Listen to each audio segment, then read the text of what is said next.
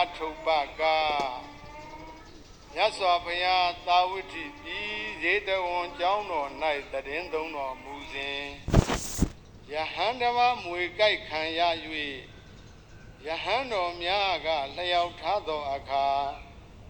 ထိုယဟန်တော်မှာဝိရုပက္ခစာသောနဂါမျိုး၄ပါးတို့၌မေတ္တာမပို့၍အကြိုက်ခံရခြင်းဖြစ်ကြောင်း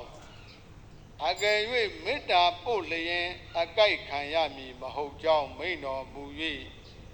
မိမိကိုယ်ကိုစောင့်ရှောက်ဖို့မိမိ၏လုံခြုံရေးမိမိ၏အကာအကွယ်အဆောင်ရှောက်ဖြစ်ရေးအတွက်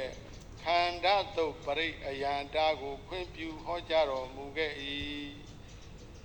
ထိုခန္ဓာသုတ်ပရိတော်သည်ကသဗ္ဗတိဝိသဇာတိနံဒိဋ္ဌမန္တကတံဝိယညာနာတေတိဝိတံဂောတံတေသင်္စာပိပရိတယံအာနာခိတမိသဗ္ဗထာသဗ္ဗရာသဗ္ဗပါဏိနံ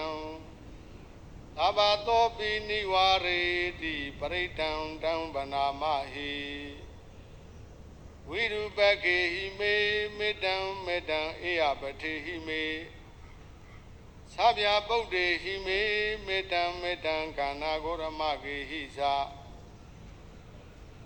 အပါရကေဟိမေမေတ္တံမေတ္တံဒွိပါရကေဟိမေသတုပ္ပရိဟိမေမေတ္တံမေတ္တံဘဟုပ္ပရိဟိမေ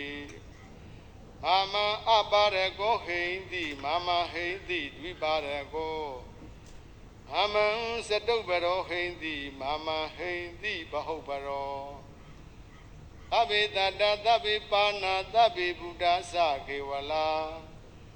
သဗ္ဗေဗတ္တရဏိပတံဒုမာဂိစီပါပမာဂမအပမနောဘုဒ္ဓောအပမနောဓမ္မောအပမ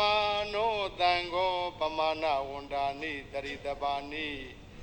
အဟိဝိစီကာတတပတိဩနနာဘိတရဗုမုတိကာကတမေရခာကတံမေပရိဒံ